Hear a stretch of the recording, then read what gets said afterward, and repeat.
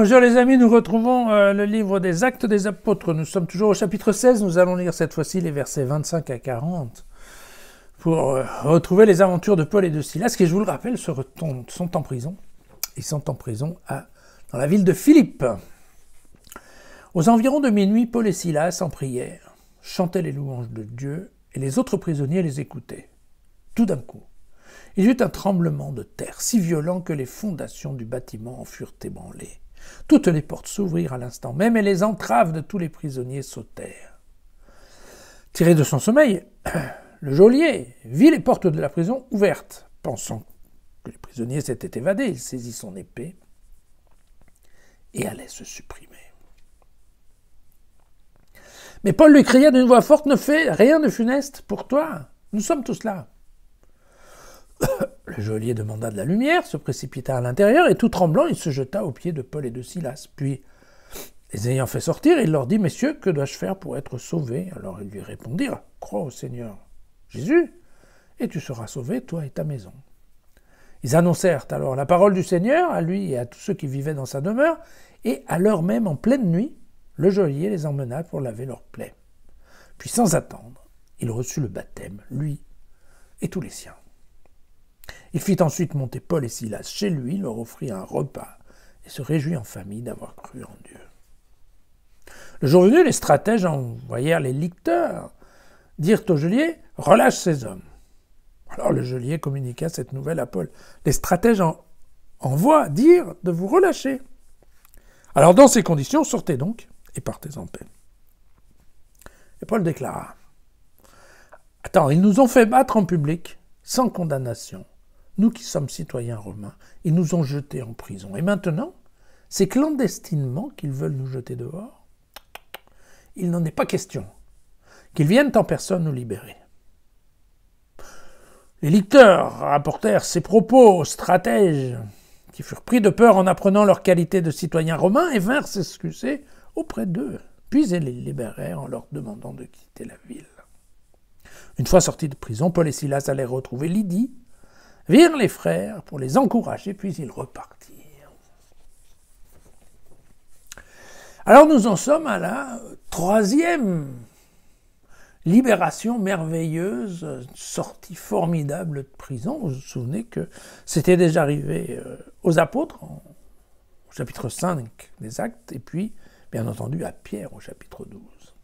Vous voyez qu'ici, la méthode est un peu plus violente, puisque là, en fait, il s'agit d'un tremblement de terre. Il y avait déjà pas mal de tremblements de terre, c'est une zone sismique. Et vous voyez qu'ici, en effet, le tremblement de terre est tellement fort que, par magie, les portes s'ouvrent, les loquets sautent, et que même les fameux ceps qui bloquaient les pieds des prisonniers sont cassés, sont ouverts. Bien entendu, on remarquera l'histoire du chant. Chantait les louanges de Dieu, nous avons ça. Le chant des innocents, ça se retrouve dans le livre de Daniel. C'est au chapitre 3 et au verset 24. Alors, évidemment, il y a un côté qui est merveilleux et plein d'ironie. Cette histoire du geôlier qui se réveille alors que la maison est en train d'être secouée, qui voit les portes ouvertes, qui comprend que tout le monde s'est enfui et qui prend son épée en fait pour se faire harakiri. C'est quand même assez formidable. Et ce sont les prisonniers qui disent « Non, non, non, arrête, ne va pas te suicider, t'es fou.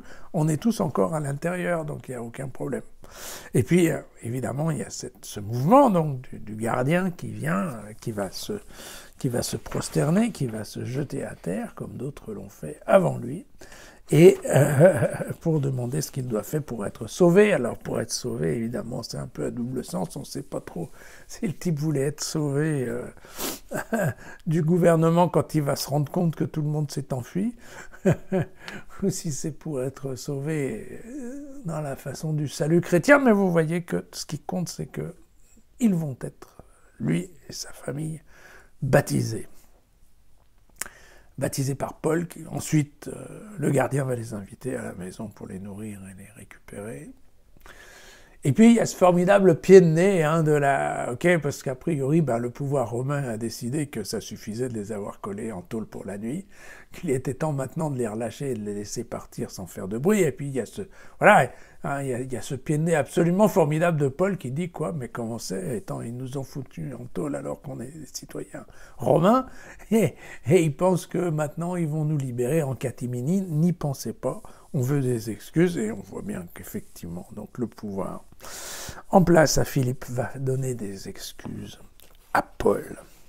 Voilà, une fois de sortie, Paul et Silas vont retrouver la fameuse Lydie, la vendeuse de pourpre, vous vous souvenez, et en effet, on retrouve, encore une fois, ce qu'on va retrouver plusieurs fois, je l'avais dit dans le livre des Actes, on retrouve le côté pasteur de Paul qui revient dans une communauté qu'il a créée ou qu'il a participé à créer. Il vient voir, il vient vérifier que tout se passe bien, il vient encourager en fait les communautés pour qu'elles se développent et qu'elles résistent. Voilà, à demain.